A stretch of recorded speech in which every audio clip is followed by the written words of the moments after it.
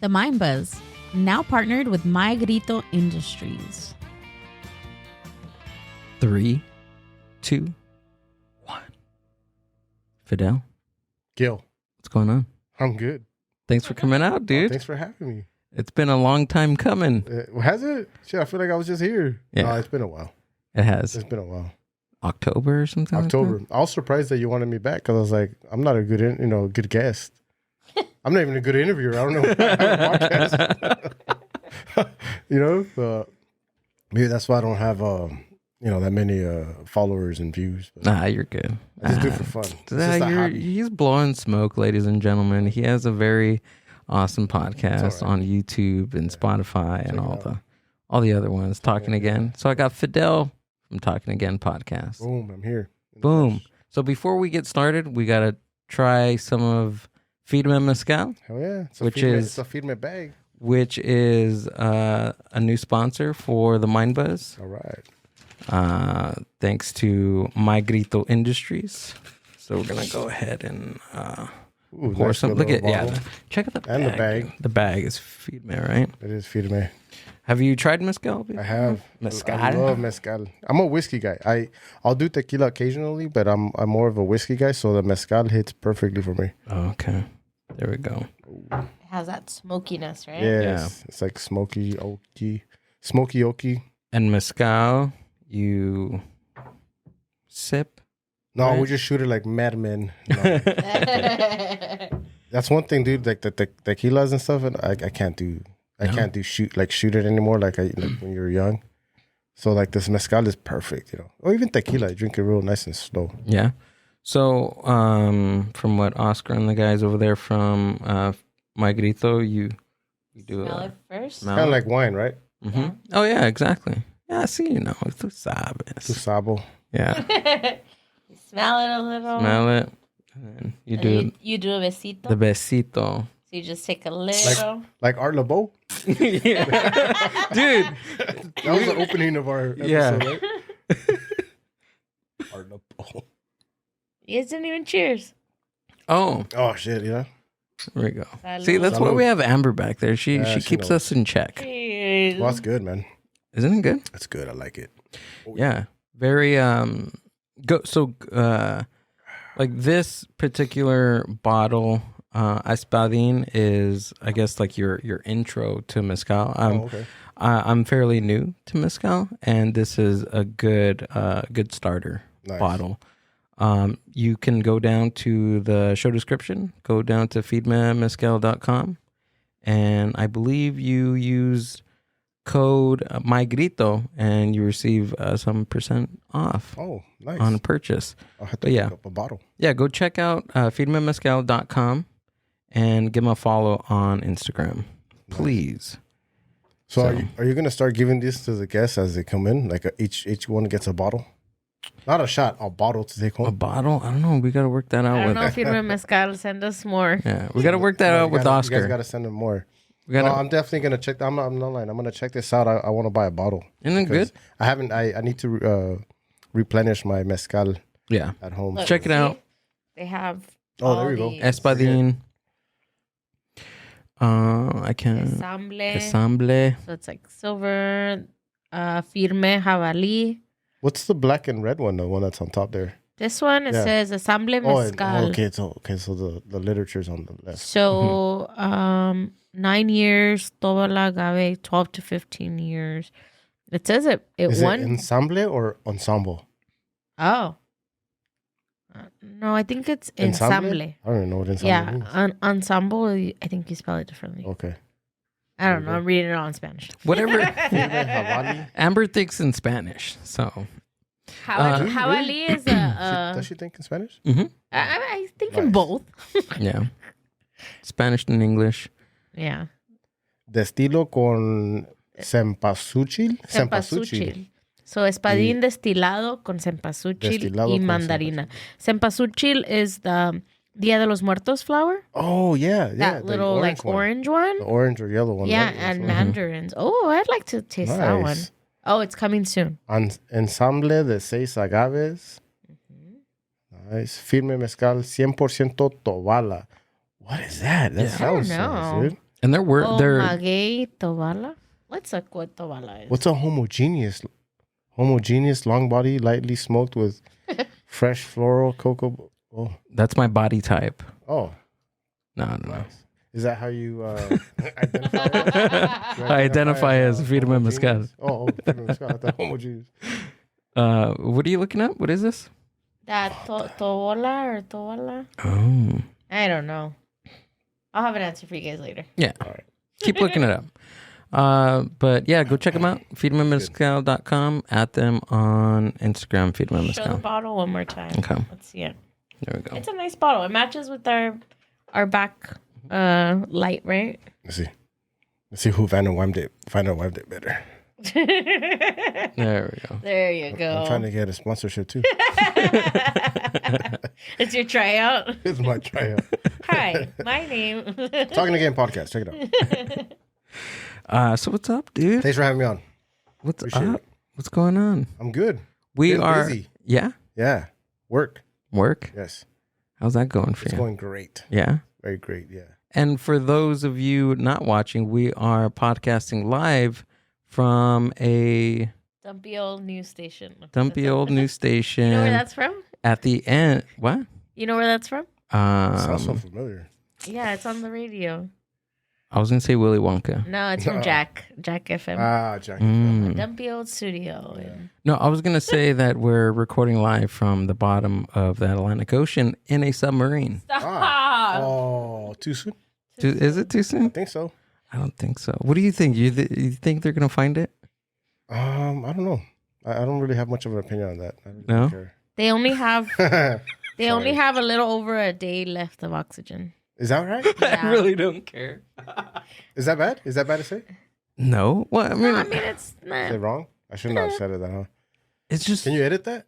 no. Everything goes. we don't edit. We don't edit here. But it's just. I'm a it's- little invested. I'm not gonna lie. Are you? Are you really? Because of the whole Titanic thing? Or Well, just because of the people? no, because I Like read articles every day, right? Yeah. It's like clockwork. I wake up, get my phone, and I Mhm. read something, and then I go to sleep and I read something.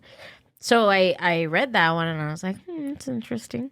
And then the next day I read it again and it was like less oxygen, and I was like, fuck. Yeah. So then my mind keeps like processing, like, imagine you're down there and you just fucking know like oxygen is just like leaving. Like, What do you do? Well, Like, just try what to do you hold do your at the breath point? for a minute. You can't. no. Yeah. You can't. I'm just thinking of the chaos that's ensuing right now. If Yeah. they are alive and they're stuck in there, they're probably like fucking going at it with each other. Like, you know. Or do they have the energy to? Right? Yeah. Because there's if some of them are some smart people, be like, hey, you guys save your energy, right? Because Mhm. someone's coming to get us. And they're Hopefully all like we'll- millionaires and billionaires. Yeah. I was gonna say, hopefully, like one of them's a hippie that will just, hey, bro, chill out, bro. Just You smoke think they're gonna this start joint." eating each other? I don't know. Yeah. Yes. I would I don't have any probably footage down I mean, there, it's huh? only bet been. on that. It's a. See, that's what I live was. stream that. That's what I was telling Gill earlier. I was like, if they survive, there's gonna be like fucking all these movie producers Oh, trying yeah. to buy the Yeah. story. Chicano Hollywood. We got to it. do a Chicano version Yeah, right. of. First of all, I don't think First of all, we you'll wouldn't be find a down Chicano there. down there No. in a submarine. Nope. For one, We wouldn't pay ain't gonna happen. $250,000 to fucking for our Just- death. to see an old boat that's Right. rusting already. No, I probably would if I had the money. We've seen the Titanic already. We'll just watch it in film. Yeah, They should live stream it though. yeah, If they were gonna eat each other, they should live stream it. Ay, no, pobrecitos. yeah, It's been a while since we had a Faces of Death kind of film. yeah. We need something like that. Actually, no, there's too much of that shit already. You know? Don't you think? Like on Instagram, they keep showing all these videos of all this They mayhem do. and stupid shit. I don't know. I We don't. had My 6 feed's a We little turned bit into different. Mexico. We had 6 mass Remember shootings. Mexico news? Yeah. They show all that shit. Same thing here. It's just There was Instagram news. six mass shootings this weekend, just Jeez. in the weekend. So That's crazy. we need some nice stuff. What's going on with the world? Yeah. On the other hand, aside from the submarine thing, what about that alien spotting? Oh, the one in Vegas? Is it I Vegas? think it Yeah, was Vegas. Yeah, in North Vegas. Did you see those? Can we No. pull up a video of the? You know what? Here's the something about me TikToks? that you probably don't know, and I probably never told you. He's like, I don't give a fuck about anything. I don't. I don't watch the news, and I don't like when my wife starts reading to me like this article about this. I'm just like and then later on she'll tell me something like an update about it in a couple of days, and I go, "Well, what are you talking about?" You know what I mean? That's me. I don't care about the news of what's going on unless it's within my city. But don't you want to see like what the wild world is happening around you? Not really. No, not really. I don't care. I think for us, it leads us to it leads us to conversation. Tony Robbins, ladies and gentlemen. Let's see. I know it's just. I don't know if it's just me being like selfish or. No, it's not selfish. Or I don't know. No, because you're focused on what you're focused on, and anything outside of your vision, like it's irrelevant. To you and your life and your family. Especially if you're a person that takes things really like it affects you, then maybe people like that should stray away from like news or anything like that. I will say, go ahead. No, I was going to say like I like to read articles about like things that are evolving in science or shit like that. Not necessarily who shot who.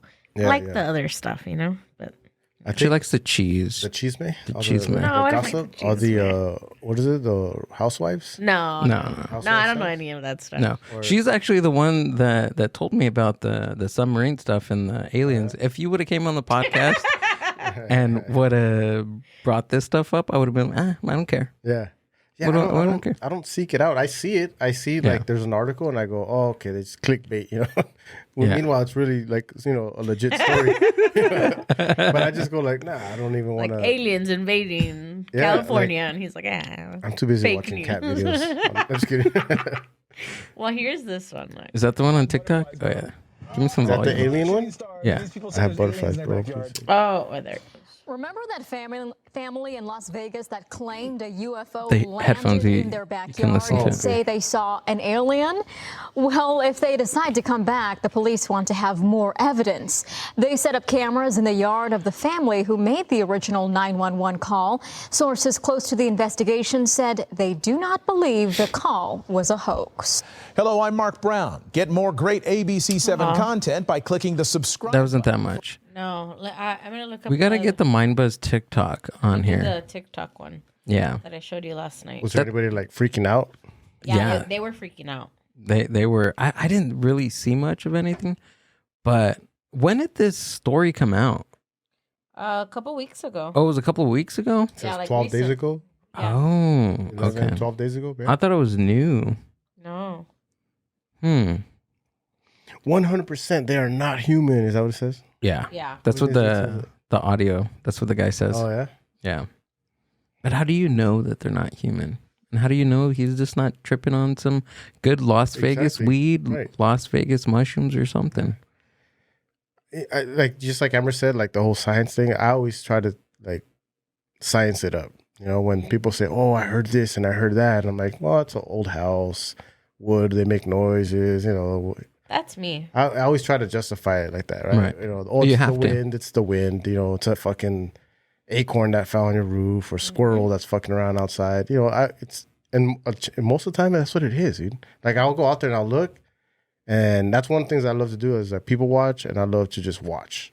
So I'll sit there and I'll just watch outside my window like a fucking old man. I'm 42 already, but I'll sit there and look at the window, and look at the squirrels, and I go, oh look. That one's gonna fight that one, and then he just took his shit away. Oh, they're chasing each other, and then fuck, the cat's coming. He's prowling. You know, like that's my entertainment. You know, nature, not this crap right here. Not aliens in Las Vegas trying to take over the world, right? But for the most part, I think it's always there's always something behind it. It's not. I don't believe in like the whole paranormal stuff, even though some weird shit has happened lately, like. And I still have like half of this episode I told you. I don't know if I told you about it, that I recorded with these ladies that are medians or empaths, as they like to say, where they talk to spirits or angels. And we recorded and we got into like all this controversial stuff, like talking about dead babies and shit in Denver and airport, you know, like all this weird shit, right? Yeah. I mean, we got into it. And one of the things that one of the empaths said, shout out to Shelly Reyes, Araceli, and her daughter Mia. Wait, they're both of them are one of them was empaths? in training. The daughter has the gift, but you have to like what do you call it? Like exercise. You got to exercise it and do some training. Right. I guess for that really. And but anyways, we recorded for almost 2 hours, and Shelly kept saying that the angels don't want us talking about this. And she, and we just kept talking about it, like, wow, tell the angels to go put their shit away, So she was saying that on the podcast while you guys were talking about it. We're talking, and I'm recording with her, and then she'll go, please, not right now. Like this. And that's because there's somebody right next to her, like an angel or spirit or somebody that's trying to come in. And so that kind of freaks you out a little bit, like, what? Like, is she just putting me onto something? But no, like, we recorded and we were talking about that stuff. We kept talking about it. And then all of a sudden the audio, everything got shut off. But we didn't know it got shut off. Remember I was talking about that whole thing? Storage space. So then we just we kept recording through the whole thing, and it was so good. I was almost like 2 hours, I don't know, something like that. A little over 2 hours. And it was almost at the moment that I ended up recovering the video because I couldn't find it. And I thought it was a storage issue, which it wasn't, because I had a lot of storage. I know I cleared it out. Yeah. I even had, you can see the storage. I'm like, I took screenshots of it and I sent it to them. You guys, look, I have all this storage available, but it didn't record anything. And then like 2 weeks later or a week later, the video just appears in my photo roll, my camera roll. It's just there. And I'm like, so I took screenshots of that because the date was different. And I'm like, what the hell is going on? But only an hour and 15 minutes, almost to the point where she said, the angels don't want you talking about this anymore. And then that's where it got cut off. So all this weird shit, right? And I didn't record. I recorded one more episode. It was good, Lou Arriaga, and then I took a long break. Yeah. Almost because he couldn't find anybody better than Lou Arriaga. Exactly. To come on the podcast. Who can top Lou Arriaga? Yeah. So I couldn't, and I didn't. And I didn't for almost a year, and then I came back slowly.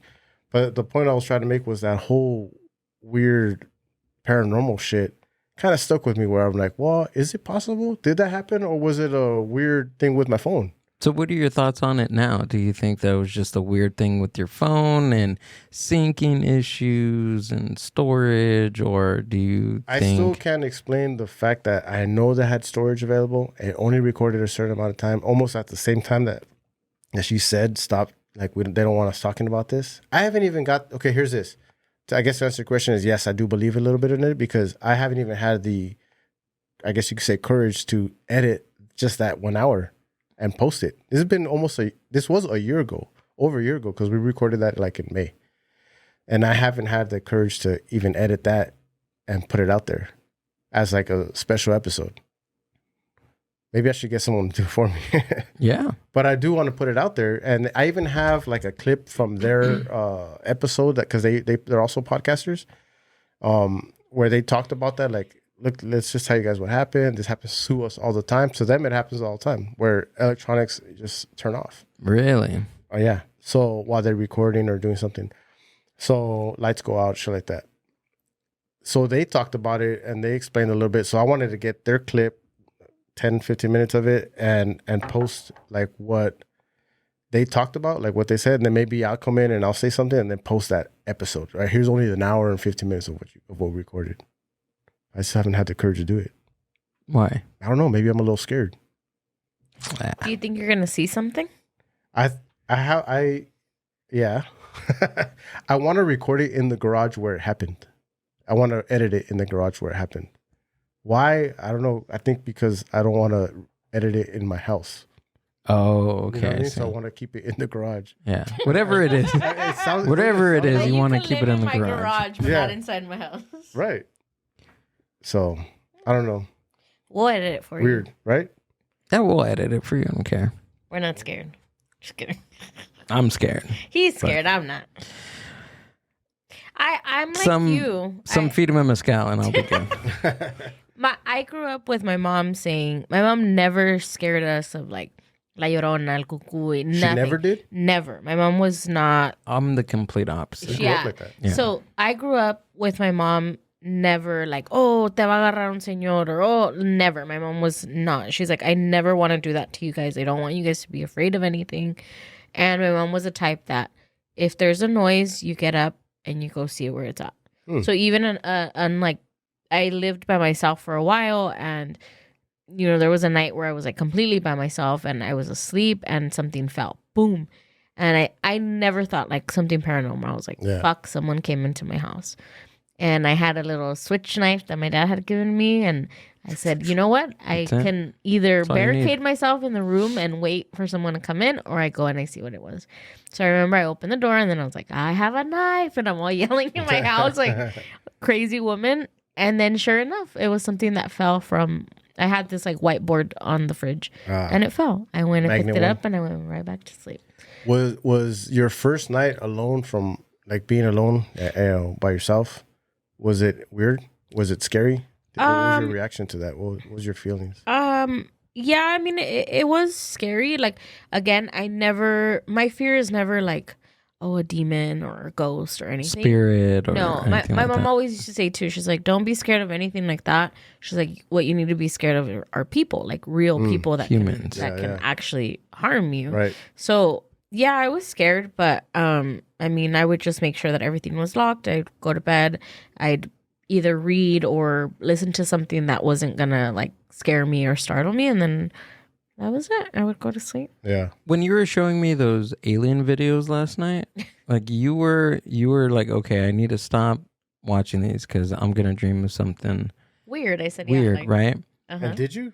No, I didn't. I didn't get that. Usually I get that. Usually if I watch something or listen to something, you know, remotely creepy before I go to sleep, I get creeped out just a little bit, right? And then I got to watch a little bit of wrestling videos just to keep the blood flowing so I can go to sleep.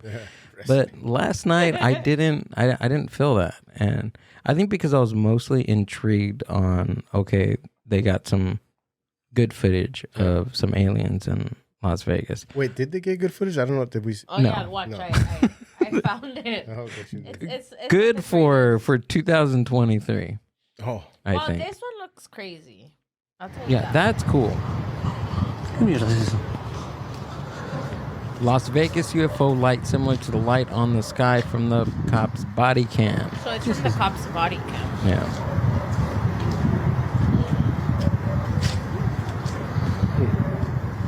So that's the one that they seen. Right? Yeah. Easy to explain. But yeah, it could have been like a maybe a meteorite, something falling from the military experimenting. Right, because it's right there at the edge of okay, so this 41. is a very slowed down screen recording I took, and I know everybody is trying to find the aliens in front of these guys, but I noticed something insane, and I want everybody, my two friends who will watch this, to take a look down, pay attention to two areas. We're going to look down here the hand on like the bottom right behind their fence. There's like and weird right little there, hands. But we're going to first start down here because I found something crazy. Okay, so I want you to pay attention to what I believe is the creepiest part of this video. He says those are fingers, these things right here. Two things you need to pay attention to right here, which is the head. And if you look really close, there's actually a shiny black eye. And this is like the new Virgen de Guadalupe that you see in the window. That I believe is like people like creature non-human crouching down. And that was its eye I just pointed at. And I want you to pay attention to would appear to be fingers running up the fence as if it's. But what it can also be is like people just want to believe because they want to believe. I came back and forth a couple times here, but it looks to me like that could be. How can you say affirmations work and you gotta you believe in it and all that stuff and then say that this is actually an alien when these guys really believe it was an alien. Yeah, and it's even like kind of the thing of like when you lay. During the day, you lay on the grass and you look up in the sky, right? And you're looking at clouds. And you make, look at that cloud looks like this. Looks like Matia. Looks like that. It's your mind looking for these interpretations. And I feel like that's what we see in the dark when people are like, oh my God, I saw something. And that's what our mind wants to do. Our mind is constantly looking for patterns everywhere in behavior and thought process because that's the way we think. We think in timelines. We think in a process. We think, a certain way of putting things together, connecting things. Yeah. So of course we're gonna put things to connect to, come up with something that we want to believe in. But we're gonna start have sightings of Dan Aykroyd in the clouds. Dan Aykroyd from the Coneheads. Because he's an alien. Mm-hmm. Yeah. But he believes in aliens. Oh yeah, he does. That's right. He truly believes in aliens. That's right. Yeah. He'll go in there and he'll talk to you about all this. They have committees or whatever, groups, and he leads these groups into all that. Dan Aykroyd? Yeah. Does he really? Yeah. He's a Ghostbuster. Of course. He's just a wild character, dude. He is, right? He's just a weird dude. He was probably one of my favorite SNL characters. He's probably an alien. He's probably an alien. He's probably an alien. He is. People may say look that. at him, dude. Just, you know who Dan Aykroyd is, right? Yeah. Just picture everybody listening and watching. Picture Dan Aykroyd. Tell me that guy is not an alien. Yeah. Tell me he's not. Williams. Write a comment and tell me he's not an alien. Yeah. Right? But I dare you. Here's my thing is that is it kind of egocentrical of us to think that this huge universe is only made for us? It's not. No, I mean, I think, there's some people that, they believe that it's just us and that's it. Right. But I think, what if, I don't know if I believe this, but what if aliens weren't some type of a being that's walking around on 2 or 4 legs? What if it's just a flower, a plant, a tree? Yeah. What if we're the aliens to another galaxy? That's what I always think. I don't think aliens look like green and little men. Why do we call them aliens? Yeah. Mm-hmm. Why do we call them aliens? Why can't we just call them symbol like Prince? Xenophobia, probably. Xenophobia? Mm-hmm. Yeah. It could be. Maybe. Yeah. But what it could be also is it could be like a microbe. It could be a germ. Yeah. Like that can be an alien, something extraterrestrial. What I think... Virus? A virus. What I think that an alien could possibly be is something that is already here, but in a different dimension. Well, so you think there is someone standing right next to There me? could be, but we can't see them because our brains can't comprehend that plane of existence. Yeah, you might be right. We need something. We need a key to the next we need a key to see these things. And this is why the curiosity of a human being will never end. Like, there's just so much that we dream about, that we think about, that until we prove it, we won't rest. Yeah, exactly. We die trying to prove it. Yeah. You know what I mean? Like aliens. Faith. People in your garage. Faith. Yeah. Religion. Yeah. You know? That's a huge one. That's one of the things that people have debates about. People die over that. Yeah. People kill themselves over that, dude. Or kill others. Yeah. Or kill others. That's why I don't go over a millennia. Yeah. I'm always like 1 foot in and 1 foot out on almost everything. Like, take this podcast thing, all right?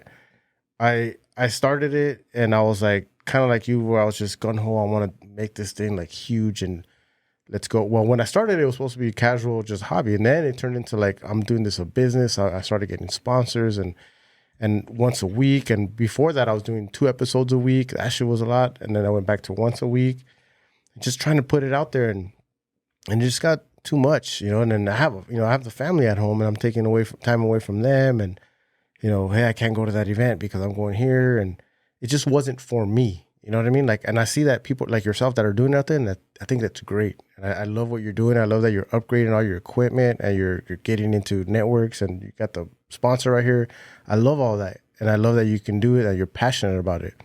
I'm passionate about my podcasting, but as a hobby, not as a business. And I know it's hard for people to take that in and go, oh man, well, you're dumb. You should do it this way. And you know, we know someone that would always tell me, oh, you're dumb. You should do it this way. You're not doing it. You're not podcasting right. I'm like, wait, right? How are you not podcasting right? I think now in this day and age of podcasting, that there is a right and a wrong way of podcasting, but doesn't mean that I can't still do it as a hobby. Kind of like bowling. There's professional bowlers out there. But there's still people that do it as a hobby. There's professional golfers out there, but there's still people that do it as a hobby. Same way as I'm going to do this podcasting as a hobby. 1 foot in, 1 foot out. And that goes with almost everything, except for my family. My family, I'm 100%. I'm 2 feet in on all that. Everyone else can go, even though sometimes I was like, I'm not doing this, I'm not hanging out with the family because I'm doing the podcast. And I noticed that's why I stopped, really. I was getting stressed out with all of it. And I was like, I'm just going to end this shit now, podcasting. Let me turn it off. Let me just restart it and go back to basics. And that's why I did go back to basics, and I got random people that no one's ever heard of and started promoting them, featuring them again, doing back to basics. Even though I stole I didn't steal one of your guests, but I got the punk bug, Daniel. I got him on. Ever since I heard him here on your show, I wanted to get him on. Really? Yeah, I know he was on Ramos and all that, but ever since I heard him on here on the Mindbuzz, I was like, I got to get this guy on my show. I just have to. And I need to get him on again. And after the recording, I'm like, I need to get him on again. In fact, I want him to co-host with me. I do a solo cast, right? Mm-hmm. Where I just go in there and just do it by myself. No guests, there's no agenda. But I want to do another solo cast, but with a co-host. So I guess I can't call it a solo cast, maybe a dual cast. I don't know. Mm-hmm. And I want to get him on and just so we can just talk and just shoot the shit. Kind of like what we're doing here, but the way I normally do is interviews and I feature and showcase someone. But he has nothing to promote. He doesn't have a business that he wants to promote or podcast or anything like that. He's not a musician. He's just like I'd say a jack of all trades. He just knows all kinds of shit. But someone like him, I want to talk to that guy. I want to talk to that girl, that person. So it's like a weekly thing, just you and him. No, I wanted to get him on back on as a dual cast, like where we're just shooting the shit. Like when I got him on after, I forgot what episode it was, but not so long ago. It was just him and I was interviewing him. I wanted to know what he's all about, his stories and this and that, like all that stuff, right? Gathering the stuff that I got from your episode with him. Gotcha. Oh, okay. But now I just want to get him on, like, hey, let's just talk shit, like let's see what's up. Let's do a Mindbuzz and pull up some of the news articles and let's talk shit about that. Right. Because it would be the first time that I'm looking at those news articles because I don't do that during the week. So that's why I want to get him back on. But that's the kind of episode or podcast I'm going to continue to do. Like just get the random person. I'm not going to, an artist. And I know there's artists that hit me up a lot and they want to come on the podcast, but that's not me. I did that, but I don't want to do that. Like, unless I'm interested. You know what I'm saying? No, of course. I can't. I'm not going to interview you just because someone recommended them to me. Some agent, which I had a couple agents were throwing, artists at me like, hey, can you do this? Can you do that? And I was like doing a solid because, you want the interview once a week, right? Why not? But then I got to a point where I'm like, I'm just doing an artist. And that's not me. I like to showcase and feature everybody. The restaurant, the mayor or former mayor or future mayor of my city.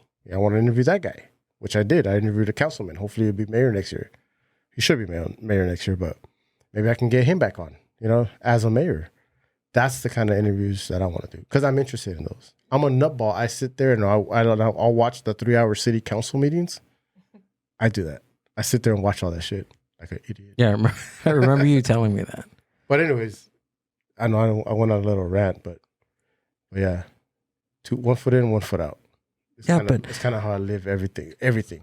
But I think honestly, and this is my take on it, I think that there's no right or wrong way to do it. It's just your mentality. Yeah.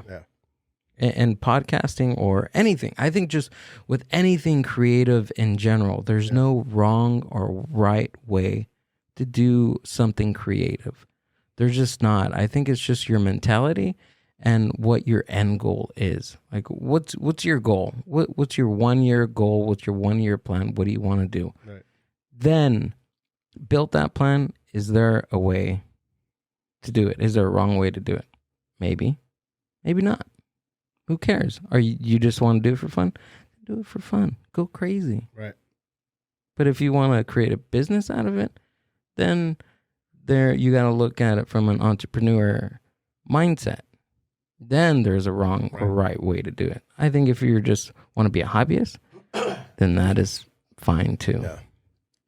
Yeah, because you've seen I think podcasting is one of the fastest growing industries that, out there right now. Like, it just went from, because, podcasting has been around for many years, I think like 2006 or maybe even before that. Before that, a little bit. And it's been around for years, but not the access that we have here. I mean, you can put your shit on Anchor or Spotify now for podcasters, and then it's just out there. Anybody could do it, That's how easy it is. Is it sustain? Can you sustain doing it week in, week out, or month in, month out? That's where I think, like you're saying, the hobbyist in comparison to the business mentality of a podcast. Because now there are would you say like seminars of how to do podcasts. There's all that stuff is available. People are making so much money on podcasting that were never successful in podcasting, or somewhat successful, I guess, but now are teaching how to do podcasts. Spotify just did a masterclass last Wednesday. I did see that. I did see something like that. Yeah, they just so like you just said, Anchor is now Spotify for podcasters. And they just launched this whole like masterclass seminar on how to do it. I signed up, but I haven't got around to watching the videos. But I mean, that's a good tool. Yeah. Right. But I mean, I don't know, man. It's just something creative. You want to be creative, then. Are you afraid that it's going to take away from what you want to do in podcasting? Like, because it's, you're going to get, or are you one of those persons that can watch that and then just take all the good nuggets that you like from it and then only use those? I'll use it as a tool.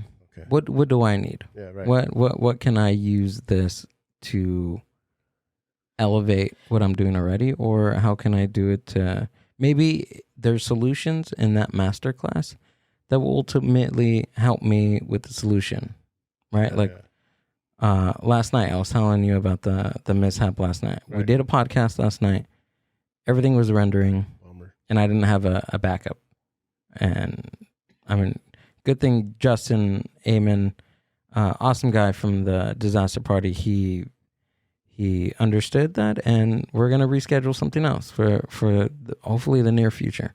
Can I show? Oh yeah, go for it. You guys, right there, check it out. Yeah, coming soon. Right?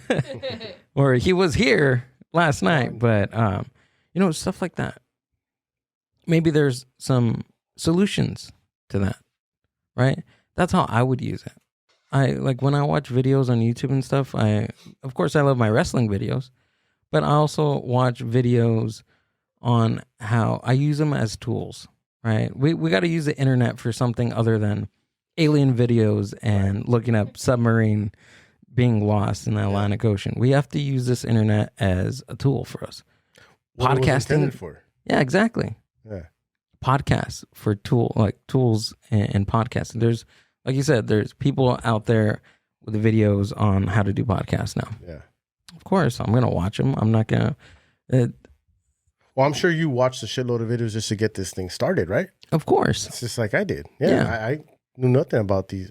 By the way, these mics are pretty badass. Thank you. But I didn't know anything about podcasting. So I had to do all my research. And I got some help from friends, and my co-hosts from my first podcast I ever did. And all that helps. So for sure. Yeah. But for me to go out there and pay, that's just as bad as paying for a subscription like Patreon. Oh, I'm just joking. I gotta work on my delivery, guys. Oh my god, I had to you saw his face? And I'm like, did you see his face? You gotta clip that. I don't have a Patreon, so. And then put. No, I looked down for a split second and I heard nothing, and I looked up and I'm like, did something pause? Did you guys pause on me? Did I pause the world? No, hold on. You should have said the delivery should have been, that's just as bad as paying $5 for a Patreon. Yeah, I gotta work on my. I got jokes. I just gotta work on my delivery. That's cool. Even that too. And what I hear, I'm not this guy that has studied comedy for a long time. I love comedy. Yeah. I love watching it. Yeah. I love listening to it. I like going to open mics. Yeah. I try to practice. I write on a daily basis. But even then, I hear people in comedy that have been doing it for years, 15 years, half their life. 20 years, whatever, veterans. and some of them, and I will agree with him. If you're gonna do comedy, go 100% in, right? Mm-hmm. But then there are also people like me, like I like it. Maybe I shouldn't do it. I don't know. I think what you're talking about, like with podcasting, I am the same way with comedy. Because I would love to do it, and I tell Amber this all the time. Man, I just wish I had 2 extra days in the week that I can just use for practicing, because there's open mics everywhere. Yeah. And plus I have my own events. I have the podcast that, and I want to go out and do open mics. Like tomorrow, Disaster Party Entertainment is going to have their first open mic. They're going to have it on Wednesdays until August at the Old Town Pub in Pasadena. Okay. Every Wednesday they're going to do an open mic, and I want to try to make it because I want to work on my skills. Mm-hmm. And that, I mean, Wednesday nights I don't do podcasts, so I can open that up. Yeah. But also there's other open mics on Wednesdays that I can possibly do too. So it's just like I need to clone myself. Yeah. You just need to commit yourself to it. I think that's exactly. Right? That's what it is. You just gotta. The thing is, maybe I'm too scared to commit, because once I could commit to something, I'm like, that's all I could think about. I'm one of those crazy people to where if I put my mind to something, I'm just gonna think about it all day. You think it's gonna take away from your podcasting? No, I think it's gonna help it. It's gonna make it better. I was gonna say, yeah, it could. I mean, it should. Yeah, even hosting open mics. Yeah. Hosting. So you're pretty comfortable in front of the mic, though, right? Kinda. Yeah. Yeah. But the thing is, I'm comfortable in an improv sense, like what we're doing now. But when it comes to writing a set list and remembering the set list, and plus portraying that or putting that out to an audience and make it seem like I haven't practiced it for the past 5 years, that's the hard part. Yeah. That's the hard part, dude. That's what comes with practice. Yeah. You know, I've heard like Joe Rogan compare comedy to like who's that? Joe Rogan. He's a podcaster. You ever heard of him? I don't think so. No, he kind of takes away from your show. Yeah, yeah, a little really? bit. Even your logo. What? That's wild. Logo. So there's people out there. They're just crazy, copying shit and copying the way I do intros to podcasts. It's weird. Fucking sons of bitches. Weird stuff going on, dude. Well, it's the aliens. Well, this guy Joe Rogan also has this podcast called it's JRE, The Experience, right? The Joe Rogan Experience. Okay. I've heard of it once or twice. Well, he said comedy, it's like, BJJ, right? Practicing Brazilian Jiu-Jitsu or Jiu-Jitsu in general. You're out there, you can work it all out, but once you compete, it's different, because now this other person is giving you something totally different, and now you got to adjust. Now take comedy where you're working out, you're doing your shit. You might be doing it in front of Amber, in front of myself, in front of your friends, whatever, your stuffed animals on your bed. But once you get out there to a club, now you got 15, 20 people all giving you, you got to adjust to all of them. Right. If you allow yourself to. That's where I think is really hard. I wouldn't be able to do it. I think I'm funny. Like I can be funny at a party, but I don't think I would ever be able to do like a stand-up. Yeah, because I cry when I do karaoke, when I start singing. My eyes get all watery, and I'm like, people are looking at me. After a full bottle of Firme Mezcal, I'm the same way. There you go. Maybe a shirt or two comes off. Yeah. Before that. Did you take off your shirt that day? I did. You did, huh? Did you have Firme Mezcal? I did. You did. There you go. I didn't. I had that was really good beer. Thank you. Shout out to 3 Punk Ales for doing that for us. Stuff. Really that was appreciate a good show. It. Thank you. I know I told you already, but that was a really good show. I appreciated it. It was fun. Thank you. Yeah. I'm trying to remember if I walked out with no t-shirt and my leather jacket on, or did I just walk out with no t-shirt at all? Well, like during the cleanup, you had a shirt on. Okay. No, but when I went to the restroom and I came back out, I had my jacket on, and then I revealed you did have my 3 chest hairs. You came out with no shirt and your jacket, and then you took it off, which was crazy because I'm like, I can imagine you being sweaty in that thing, and it was leather. I'm assuming it's all leather, right? Yeah. It didn't get stuck in your body. You just maybe you're sweating so much that it just slipped right off. Yeah. He doesn't really sweat. I don't really sweat. No? I only sweat at the gym, and I have to take like supplements to sweat. Really? You don't drink enough water? No, I drink enough water. Really? You're just not a sweater? I think because maybe I'm just like super dehydrated from like 2015 that I need all that water to help me hydrate from the past 15 years. So what happened in 2015 that you're so dehydrated? Just drinking a lot, dude. Oh, yeah? Yeah. Heavy drinking, huh? Yeah. Every day? Every day.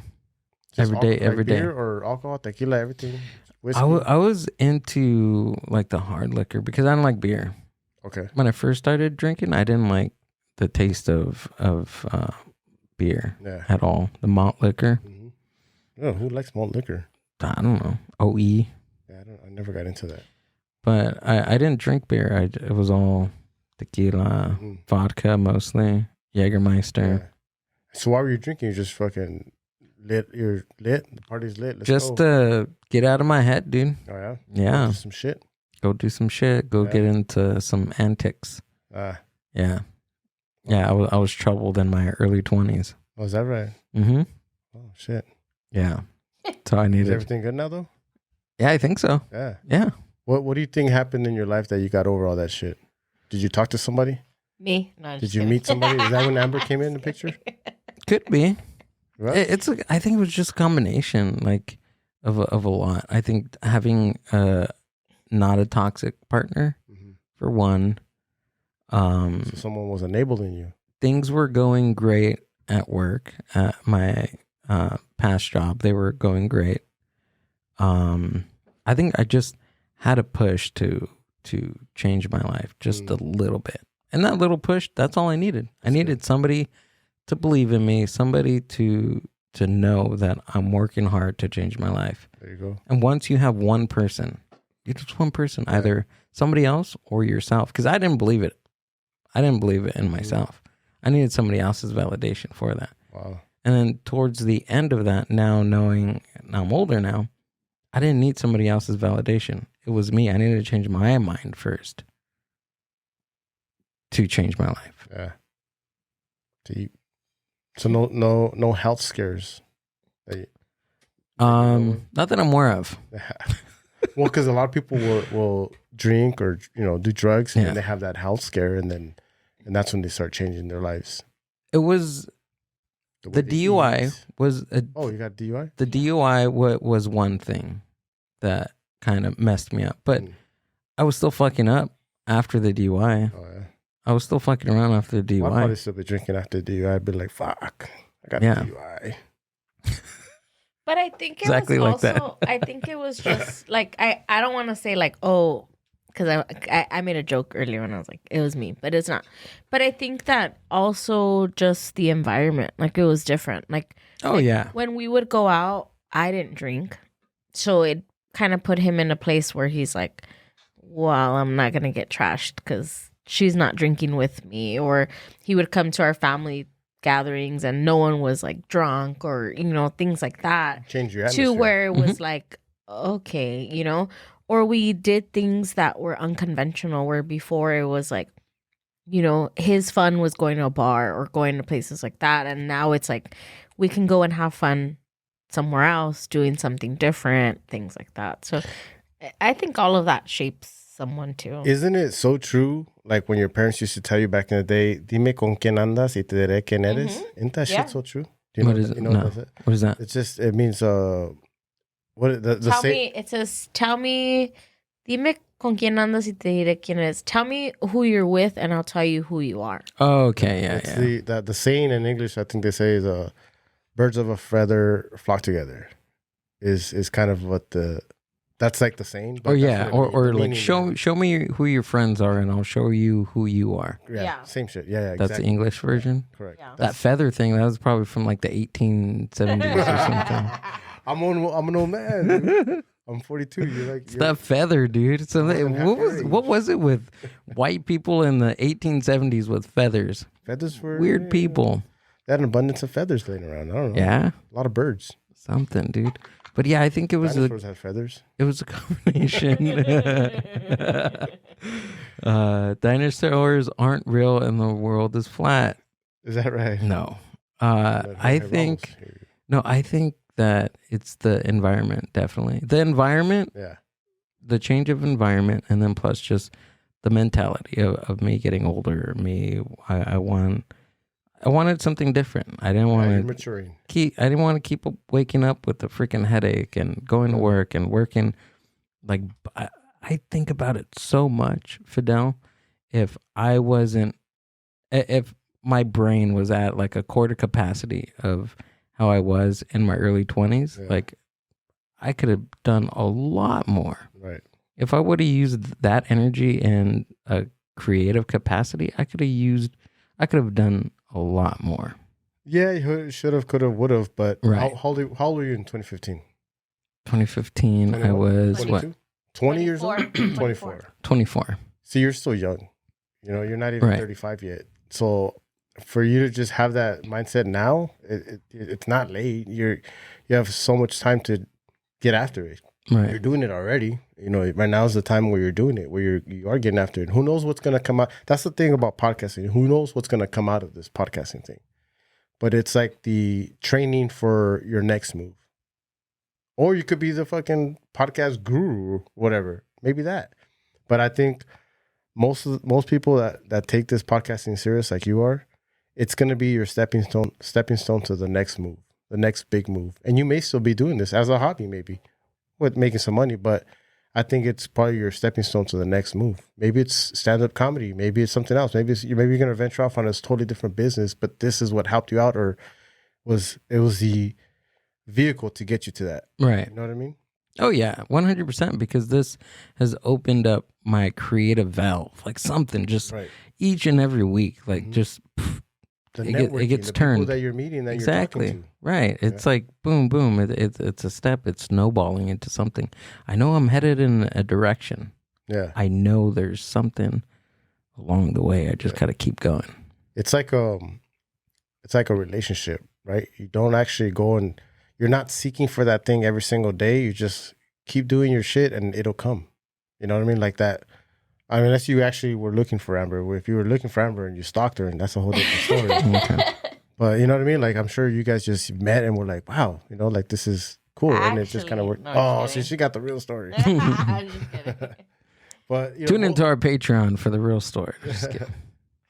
See how he's got that Patreon? No, I think that's how most of the stuff does work. You know, works out that way. I mean, yeah, you can plan it. You can go to college. You can graduate high school, go to college, and paint your fucking road, your steps to fucking whatever your parents want to do or whatever you think you want to do, right? But is it going to happen? How many people go to college, get this degree that they never use it, right? It happens all the time. Yeah, that's true. But then somehow they're happy what they're doing because then they're doing what they're passionate about, or maybe they just like clocking in and clocking out and staying home with their family and doing that shit, you know, raising their kids, and that's it.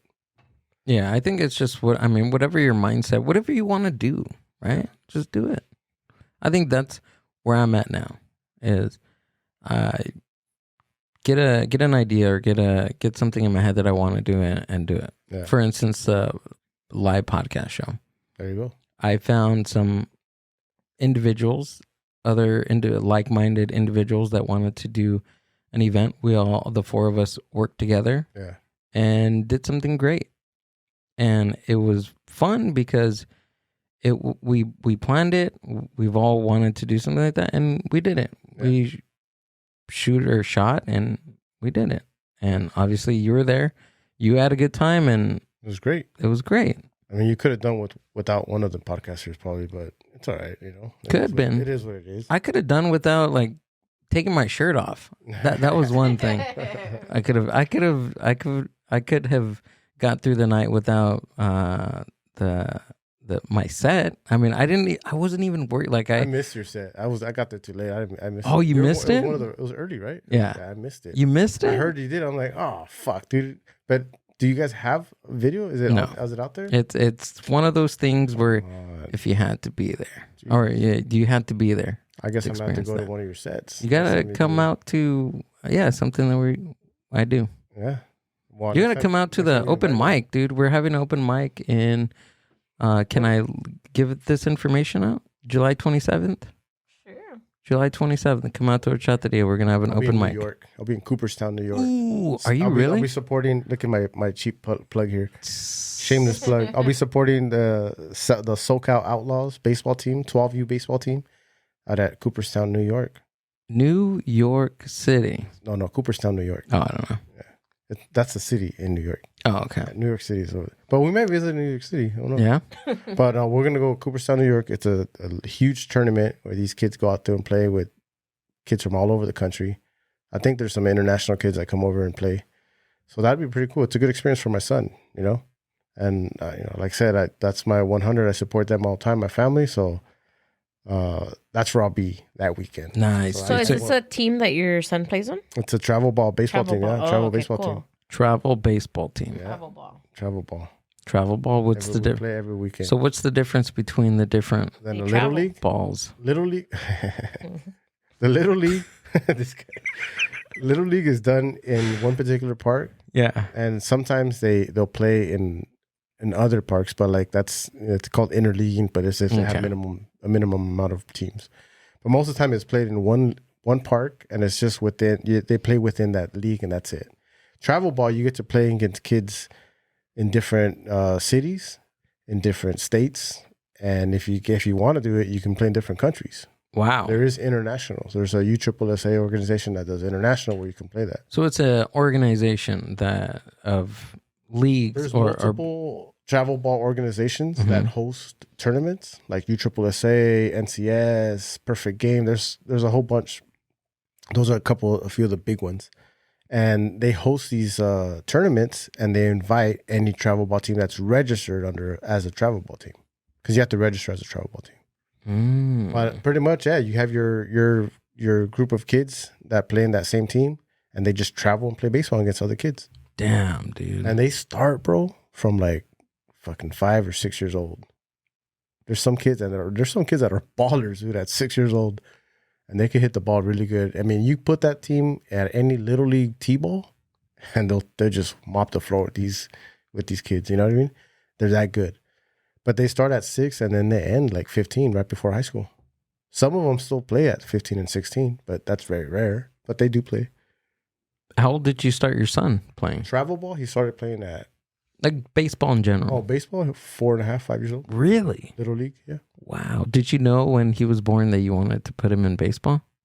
The way he threw the ball at 2 years old, he was barely learning how to walk and throw a baseball. His form was so good that I was like, oh, this kid might be a natural. And that was the sport he picked up. I grew up playing soccer. I wanted him to play soccer. He didn't want soccer. I kept trying to not force him, but I kept, bringing the soccer ball everywhere at the park, And he was just like, nope. He had his glove and he had his baseball and he had his bat. It's like every birthday. Oh, look, a soccer ball. Thanks, Dad. We knew he was going to be a baseball player. So once he got the age of T-ball to play T-ball, we signed him up to the Little League nearby, and the rest is history. He's been playing ever since then, and he just upped up his game. He just kept playing Little League, and he wasn't ready for travel ball until he got, at his words, bored of Little League because of the competition. So we had to look for somewhere else, and I told him, you have to step your game up because you're a badass over here. But over there, there's 11 other badasses, right? And sure enough, he learned the hard way. He was like, fucking can't hit. He was struggling. And now he's like one of the best, I think, one of the best pitchers on his team, So his hitting, we'll work on it, but he's 12, he's getting there.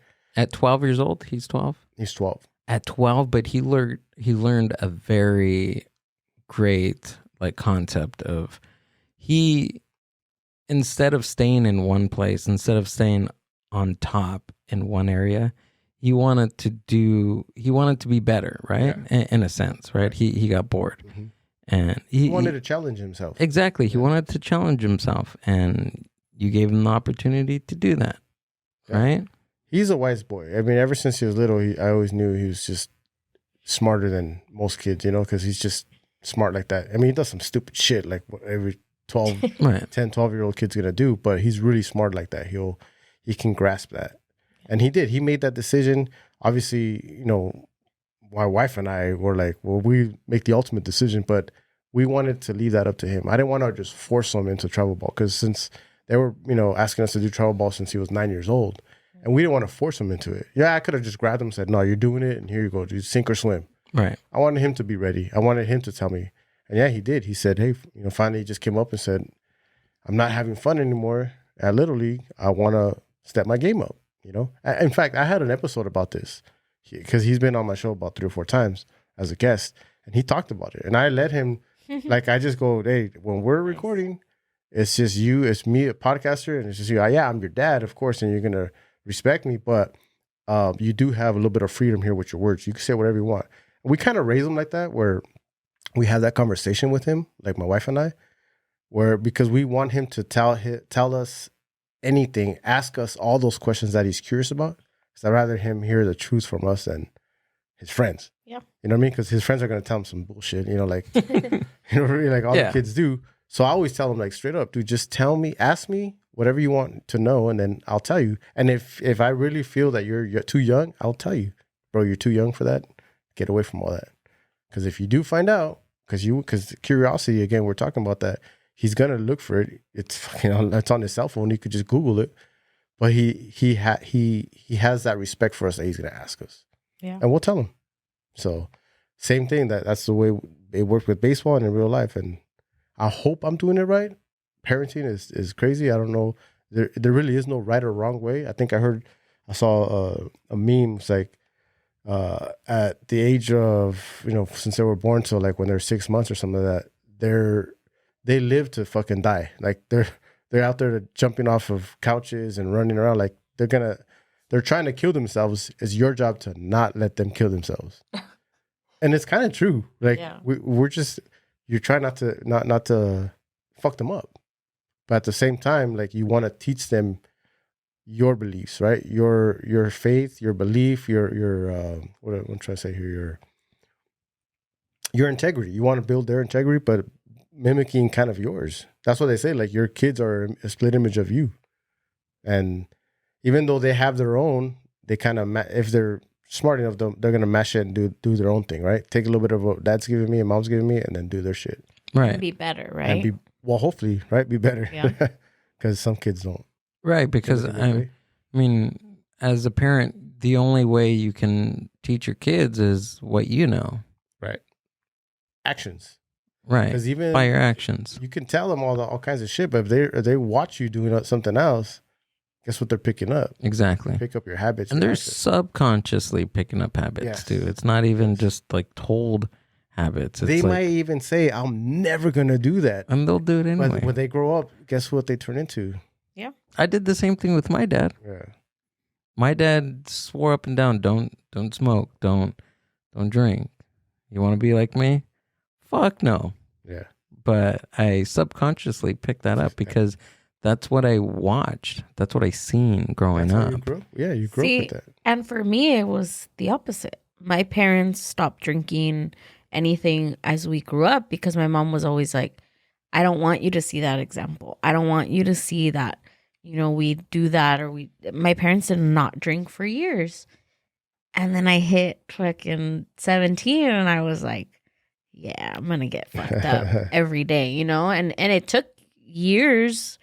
I mean, not 10 years, but it took years for me to realize, hey, this is not okay. Right. And my mom would say, like, I don't understand. I don't understand where you seen it, how you know, got this or whatever it was. She's like, because we didn't show you. Yeah. But I think parenting, like you said, like, yeah, you're just trying to navigate and have them not, right? But sometimes it's damned if you do, damned if you don't, right? Like, for me, it was more curiosity because I didn't see it. But I had influences of my friends or of course family or other people. And TV, I was like, you know, movies, this is not YouTube, so bad. TikTok. My mom makes it seem like it's so bad. Let me figure out why it's so bad. And so it's. But your mom, if she's listening out there, your mom should realize that the actions that she did do, as far as like not drinking in front of you guys or whatever, because you know they probably fucking went back to the low. After they went to bed. I'm just kidding. Your dad's mini cooler on the side of the tumbler. There's no water in that tumbler. No water in that tumbler. No. But what I'm trying to get at is you saw that they weren't like that, but you're still gonna try it out because of the curiosity thing. Yeah. But now you're you know that like, hey, this is not what I want, and you stopped. I mean, you drank a little bit, and you're like, all right, I'm done. Yeah. You know what I mean? So, but you had that, but they taught you that. That came from them, you know? That's what I think. No, yeah. Like my parents grew, they raised me to make my own choices and all that good shit. And are you first generation? Yeah. Yeah. My mom's from TJ, my dad's from Sinaloa.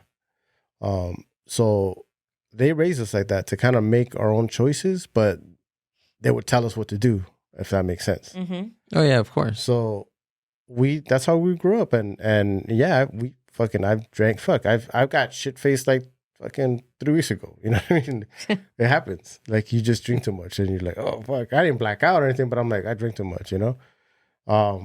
But you know, hey, fucking come Monday or for me now Tuesday, I gotta go to work. So let's fucking straighten up. And as you get older, you take a couple more days to recover. But the thing is, I'm not fucking out there just drinking and getting shit faced every day. You know what I mean? Because we did that. We went to Vegas. We did all that. We got lost in Vegas. We did all that shit. You know, that was already done. We were kids, even though our parents, you know, didn't raise us like that. But we did all that shit. But we fixed it. You know what I mean? Not even fix it. We just didn't fall. We didn't fall into it. You know, we didn't fall into that. No, you adjusted. I mean, there's culture. There's different things. There's different, you know, people growing up. It's different environment. Yeah, pretty sure that what your parents grew up with. Right, of course. But I like that you're instilling that in your son, that he can talk to you right about everything and things like that. Because yeah, my parents were there, and but there always was that line of respect where I wasn't going to tell my mom something because I didn't want her to think different of me, or I'm not going to say this because my mom thinks I'm this person or this and that. But I hid a lot of things from my parents, and I live this other life because I try to conceal and be this perfect daughter that I wasn't, you know, and it fucks with you. Yeah, it's a lot of pressure. Yeah. And I think that's where drinking came, was that when I drank, I was not this person or this person. I was just having fun, you know? Right. And my sister says now, she's like, my sister has 3 kids, and she's like, I don't want my kids to lie to me. I know they're going to lie to me, but I don't want to give them a reason to lie, you know, like we did. Right. And it's like, you're right. And, you know, the fact that you give your son that confidence of being able to tell you anything or ask you the right things, I mean, I think that's great. And it's you breaking that cycle of, you know, or I don't know if your parents did that with you where you lied to them, but, you know. Oh, fuck yeah. See, like kids, even like I accept that my kid's going to lie to me. Yeah. I just hope that the lie is going to be something like, I didn't break that, Dad. You know what I mean? Like, it wasn't me. I didn't break it. Instead of, or that as opposed to, I didn't rob that bank. I didn't steal this car. You know what I mean? Like, I know that's harsh or like extreme, but I'm just trying to give you as a comparison as to the lying. They're going to lie. Kids lie. Yeah. I mean, my lies to my parents were I don't drink. You know, like when I was drinking a lot, you know, like I started drinking when I was 12 years old. I was drinking their shit. Yeah, I kept watering it down, but whatever. That's what we did. You know, we lied about that stuff, but it wasn't never extreme. Yeah. That extreme. Like, for instance, I'll give you an example. I'm like, here's something tragic, but you know, like the case that's going on right now with the young girl that went into the hospital, and she told her mom that she had back pain, but she was really giving birth to a baby, so she was pregnant the entire time. That's news to me. Yeah, so she went into the hospital. And she said, oh, I have back pain. And then she said, you know what? I'm going to use a restroom. While she was waiting to get admitted, she gave birth in the restroom. And then she threw the baby in the trash can. Oh, shit. And she tried to cover it up. And then she, like, tried to leave. But someone that Wait, where was she? She was at the hospital. So she was in an actual hospital. And she tried to throw the fetus in the trash can. She threw it in the trash can. And she didn't try. She did. She did.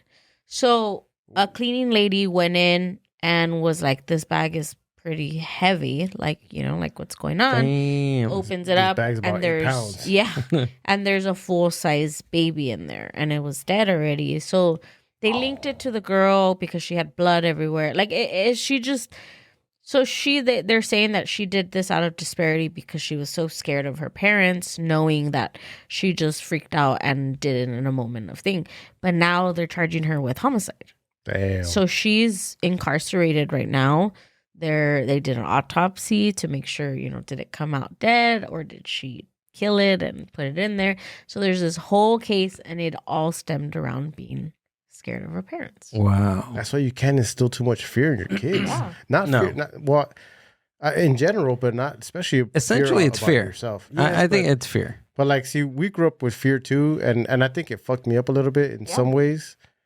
And I was old enough and able to eventually make my own decisions and be like, all right, it ain't that bad. Black people aren't that bad. Like Mexicans grew up with the Vagar al Negro. And that's fucking terrible. It's racist, but that's how we grew up, right? And I'm like, what? And I never allowed that to, or I never believed it. You know what I mean? I was just always like, okay, whatever. But fuck, I lost my train of thought. What were we saying? That was your condition. That you were scared, like fear. Yeah. Yes, the fear. You should never. I don't think you should ever raise your kids with having fear of you. Like, okay, here's a good example. My wife never says, when your dad gets home, she takes care of that situation right then and there. She never says, when your dad gets home. She doesn't want them to fear me every time I get home. Because you know what happens? Every time I get home, they're going to be afraid. Yeah. So and she never that did that connection with you. Yeah. So exactly. Again, because it's not what you say, it's what you do, right? Right. But yeah, that's harsh, man. The whole fucking scaring your kids like that. Like, I don't know. Like, again, I don't want this episode to be about parenting. But imagine to the point where like she put that baby in the trash because of fear from. Real. What was her like ethnicity? They were Latinos. Yeah, they were Latinos. Damn. But see, look, I think the fear like that I had, the fear I had towards my parents, because my dad never hit me. My dad hit me maybe once, and it was like a little like hit. Lucky. And then he came and he cried and he was like, "I'm sorry," like My mom was the one that would like spank us here and there, but the fear that I had towards my parents or with my parents, especially my mom, was disappointing them.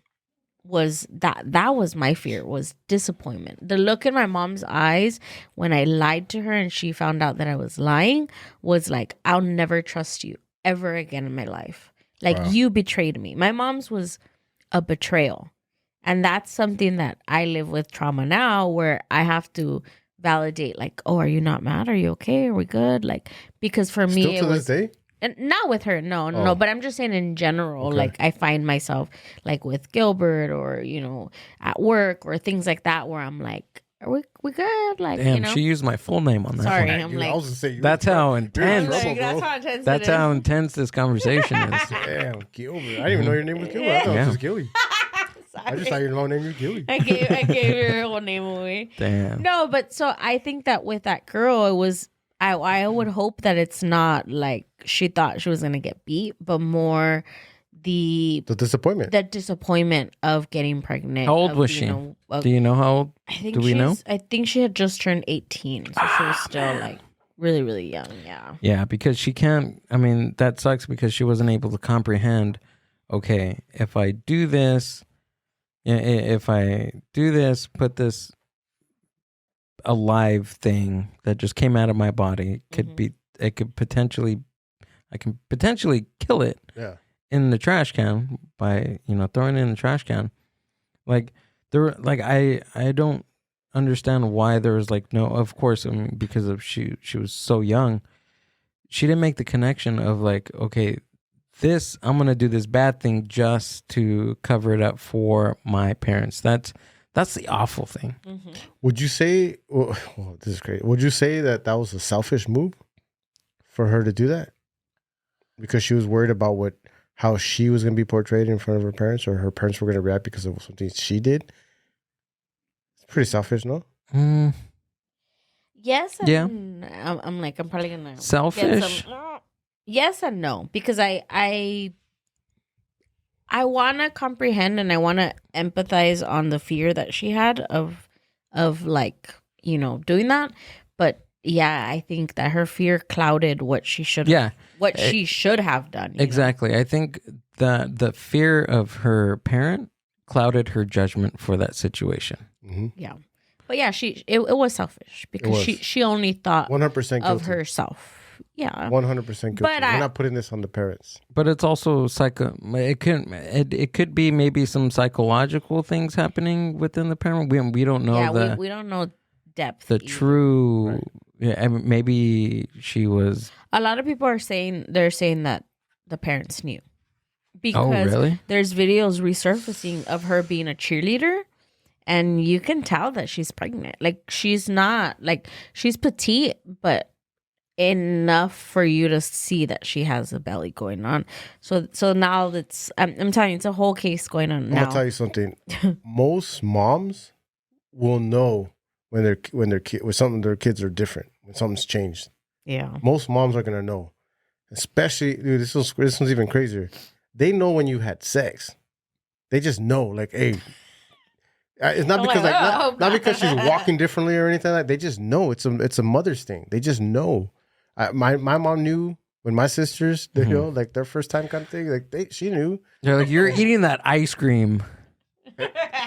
Different now. That you don't eat that big stick like that. That's not how you do it. No, but they just know. They have this intuition. It's a mother's intuition. They know. So, of course, her parents had to have known. Yeah. And here's where they fucked up. They didn't talk to her about that stuff, right? They didn't say it's going to be okay. Like, you have ways out. Mm-hmm. And that's where they failed, as parents. Yeah. But as an 18-year-old, you should know better to not do something stupid like that. Unless maybe she didn't know. How do you not know? Maybe she was just brought up in an environment that. Excuse me. Hey Siri, is it smart? Should I throw my baby in the trash can? But no, stupid. No, but maybe the way she was conditioned growing up, maybe her environment clouded her judgment. Maybe she didn't have. No, I know what you're saying. I'm saying that there's something or psychologically going on in her brain, the way she was conditioned, the way she was brought up. A moment of like blackout, of this like manic hysteria of fuck, this baby's coming out of me. What do I do? And those times where people say like, I don't even remember how I got home. Or sometimes you're driving and you're in your thoughts and then all of a sudden you're home and you're like, how the fuck did I get here? Like, you were there, but you weren't there, But that's driving. That's driving to 8 p.m. to get a hamburger versus throwing a whole ass person. No, I know, but I'm saying that sometimes your mind tries to save you from things, and sometimes you disassociate from reality. And I'm not trying to justify what she did. I mean, she had to. 100%. She had to try to disassociate from the situation. Yeah. I mean, imagine that, giving birth in a weird hospital restroom, no less, next to where people take dumps, with a thing coming out of you. Yeah. Right? Like there's all these different nuances that we have to consider. She could have come out and said, hey, I had a baby. I don't want it. And that's it. Yeah, exactly. We don't know, and we can speculate and everything and say what she could have and couldn't have. Even if she had the resource or even the knowledge to hey, like, you don't want this thing, then take it to wherever you can take where church, fire station, fire station, AM PM, wherever. AM PM, get a hamburger or a baby. Yeah, right. But I mean, that's just wild. I didn't know that was going on. Yeah, that's a new thing going on. I tried to tell you about it the other day, but you were watching wrestling, so I was like, okay, bye. This is all full circle now. All full circle. I was watching the top 10. This is why I read stuff so that it would create conversations on the podcast. The next conversation is the top 10 times that Randy Orton did the RKO out of nowhere. Oh shit, dude. I 100% want to have a wrestling podcast with you. So I don't know you're a big wrestling fan. I'm a big WWF, WWE fan. Oh, good, because I'm a WWF fan and a little bit of WWE, but hell yeah. I'm more interested in the Attitude Era. That's all me right there. The Attitude Era and the Ruthless Aggression Era. See, there you go. There's your perfect person. He was trying to tell me that we should do one, and I was like, I don't know shit about wrestling. Let's do it. Have you been to Sinaloa? No. No? No. You know what? As a kid, my parents never wanted to take me. My dad specifically never wanted to take me because it was bad over there. Oh, yeah. And then Probably there was a back gap when it was not too bad, I guess. So, and then he's like, let's go. And then I was like, teenager. I'm like, I don't want to go over there. You know, what the fuck am I going to do there? You guys go. I'll stay here. Mm-hmm. And we did. We stayed. And then now I'm like, or not now, but like a few years ago, I'm like, I want to go visit. You know, like I've never been out there. And he's like, nah, it's too hot. And it is. It's too hot over there. You know, like you can't. I mean, people.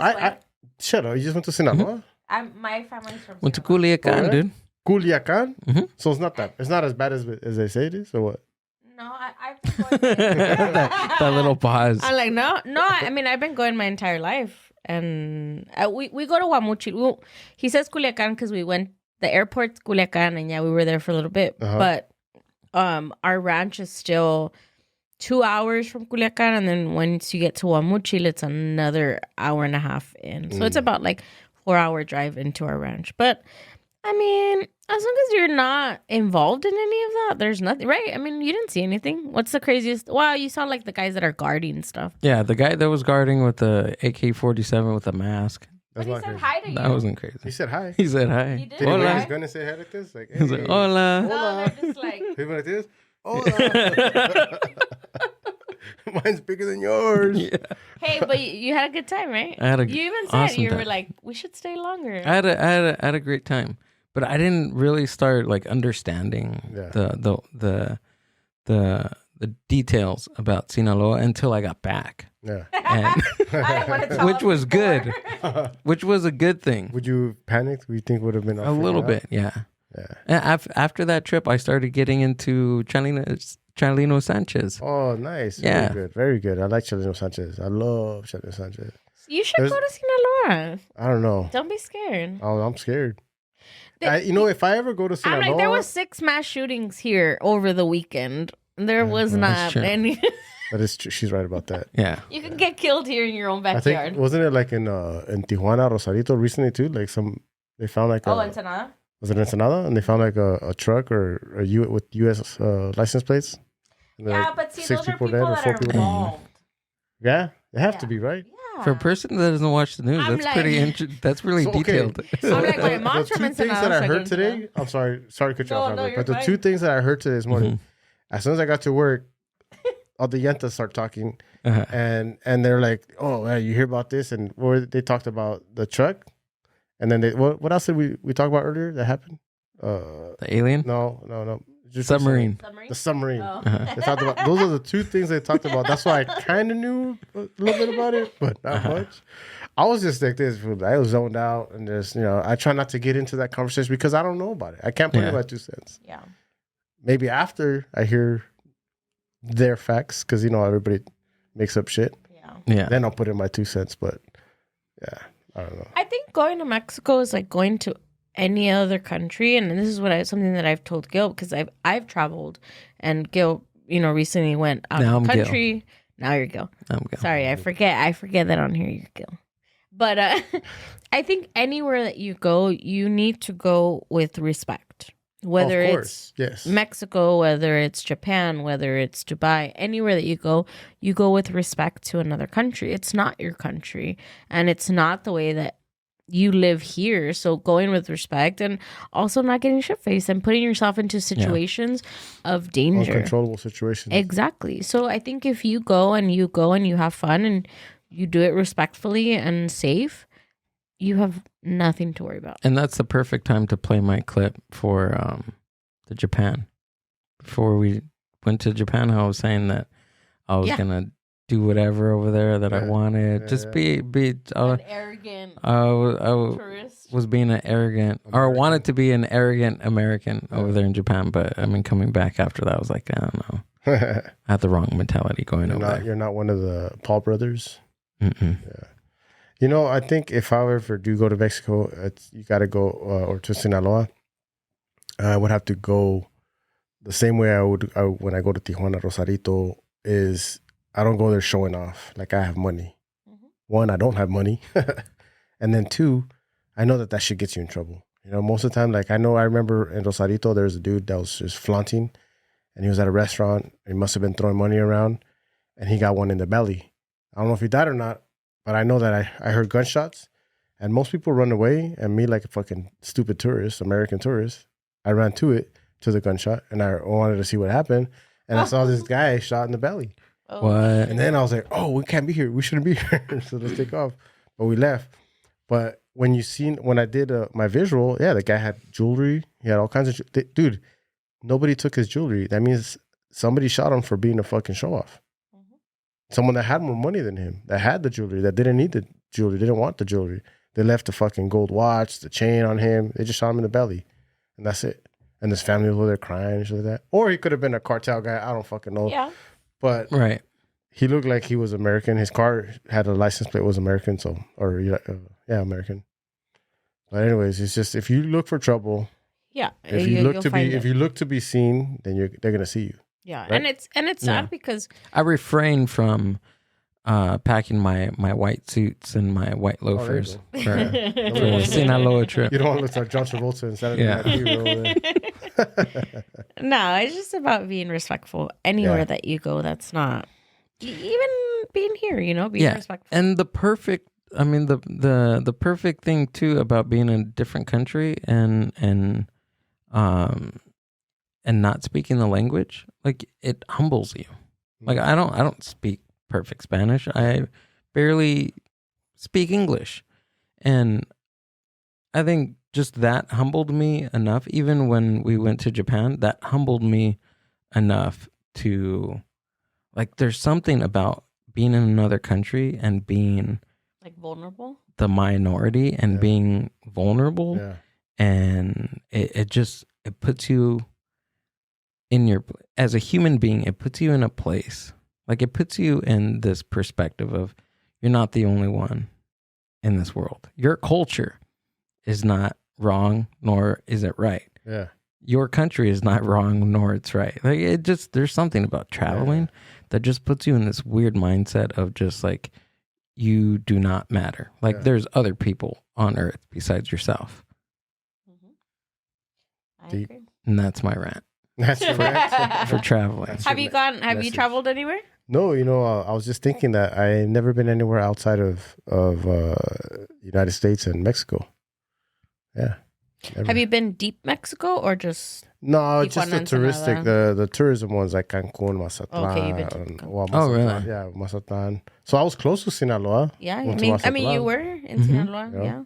But no, just we go on a resort, shit like that. That's what I'm trying to do this year. Went to Nayarit. Nayarit's nice. Nayarit? Yeah. Nayarit? Nayarit. What's out there? Beach, right? It's a beach. Ooh. It's really nice. It's they have some really cool towns over there. I can't remember any of them right now. They don't come to mind. But they're really nice. You should check it out. Yeah. Yeah, traveling just makes you come back different. Have you been to New York? Or have you been to any other state? I've been to a few states, Washington. Nowhere far out east like that. Mm-hmm. But New York's going to be my first trip out there. Yeah. Kind of excited, but I know that we're pressed for time, so there's not much. Oh yeah, that's like true. But even getting a whiff of another air is gonna be different. Sure. New York is night and day from here. Well, and then what's cool is that my wife doesn't like doing any kind of adding stops to our flight. She likes to do nonstop. Yeah, and the only one that I could find was Newark in New Jersey. Mm-hmm. So the cool thing is that I get to land in New Jersey and then drive to New York. Oh, that's cool. So that's kind of cool because I like driving. I don't mind doing long drives, even though that's not that long of a drive.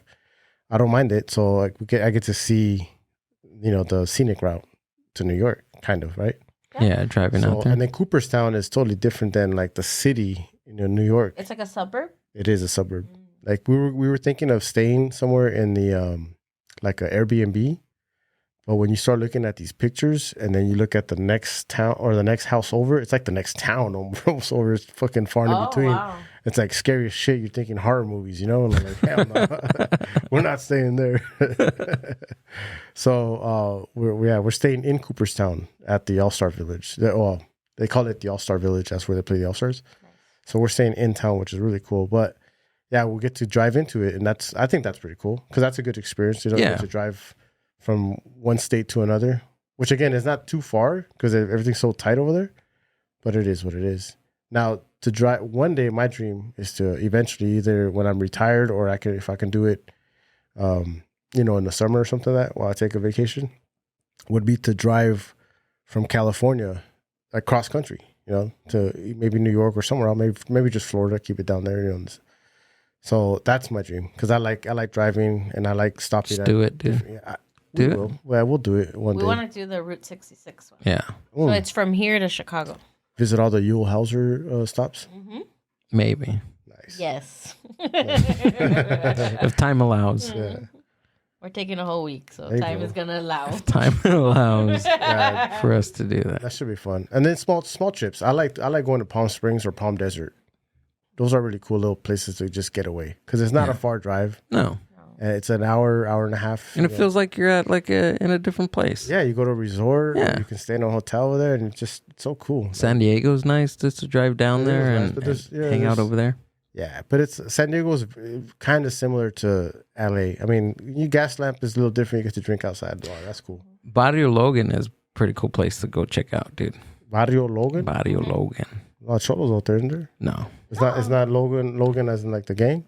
No. No. Okay. I don't think so. There's gangs out there? Maybe. Yeah. Logan Heights. I don't know. It's cool. I wore my Dodger hat out there to Barrio Logan. You're so good. You didn't get stabbed. And I was good, dude. Fuck yeah. Yeah. There you go. Non-threatening though. So you don't look as threatening. No offense. You don't look like you stab anyone or punch anyone. But if I go out there and then the sun is out without my sunglasses, I start looking like this right here, everybody's gonna be like, what the fuck's up with this fucking dude? Yeah. You know what I mean? Yeah, you're right. Non-threatening. You just gotta walk around with a smile. Yeah, that's it. That's it. Not like a crazy smile, not like a weird, like weirdo and shit. Yeah. I always get people talking to me, huh? I'm always walking and people say, hi, how are you? Good morning. You're approachable. Hey. I just want to go eat. And then someone's like telling me their whole life Oh, story. you serious like that? Yeah. Just random people? Yeah. Oh, I thought like people you remember. Like No, like random. Oh, fuck. Yeah, they'll start conversations or they'll say... Telling them about like their whole life and or they'll spark conversation or they'll say good morning or how are you guys? I love or that. something. But the thing is that I'm always looking up because I noticed that a lot of like before I used to look down a lot, right? And I noticed that a lot of people walk and we walk with our head down and I look up.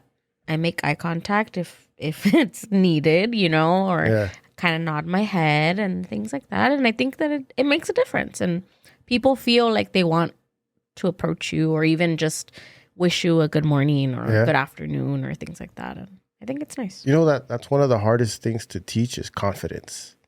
But once you do learn how to be confident with yourself, and it's a fucking game changer. It does, and it radiates. It radiates. Yep. Like I've been told, like people are like, I just want to come and say hi to you, or I want to just come because you look like someone that I can approach, and it is. And I'm not gonna say I'm 100% confident all the time. I mean, there's all these things going through my mind, but for the most part, I try and be, who I am and what I am, and it shows. Yeah. For confidence, you can just act like it. Just act like you're confident. But it's fake, and it's not. But I think that's a good start. Yeah. It is. It's because no, you fake it enough, you start believing it. Yes, that's true. The concept that I'm trying to think. Right. Well, portray here. But even faking it, you know how difficult it is. Well, especially with like kids. Mm-hmm. Like I'm raising a 12-year-old, and he's really confident with people that he's around that he knows. But like, take him to a party and he doesn't know anybody there. It takes him a while to kind of like warm up to people. Of course, he finally does, which is it's normal, especially for a 12-year-old.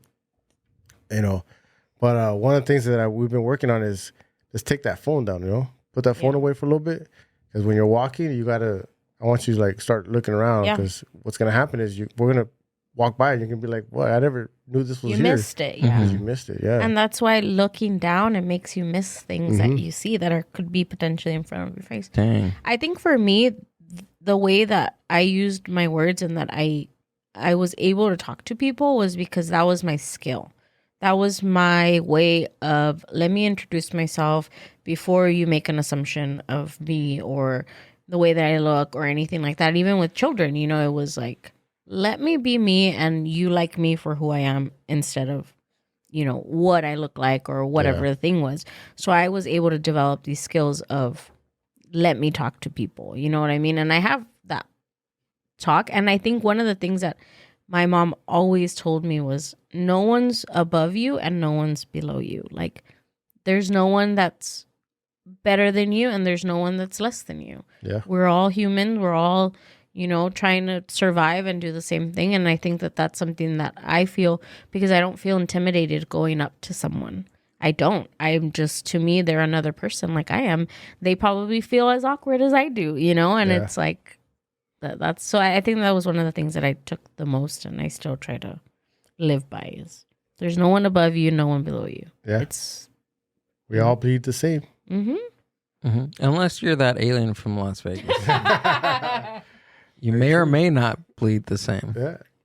Or maybe you may bleed into a different dimension. Maybe. Or into our dimension. And that's why it rains. And that's where, Dang. Maybe that's what happened to the submarine. They got blasted into a different submarine and we're going to find them in the next 50 years. And they're still alive. You think so? You think they'd still be Maybe alive? they went through like a black hole or something. Okay, Beavis and Butthead. That's from the one we saw. Aside from wrestling videos and RKO top 10s. Well, we definitely had to do a wrestling podcast. Yeah, dude. Maybe how about my platform? Let's go do it. Want to do it on my platform? Let's do it. I'll host. We'll come in, we'll talk wrestling. Since, most of my listeners already know who you are, but we'll still do a quick little intro and all that good shit. And yeah. I think it'd be pretty cool. I'm down for that, dude. Hell yeah, let's do it. Let's do it again. Salud. Cool, man. Fidel, thanks for coming out Thank you. doing the podcast. Appreciate it, dude. I appreciate you. Go ahead and tell us where we can find you. It's real easy. Talking Again podcast. Everywhere. I have a link tree. It's on my Instagram. Yeah, it's a link tree and it's linktr.ee/the tap.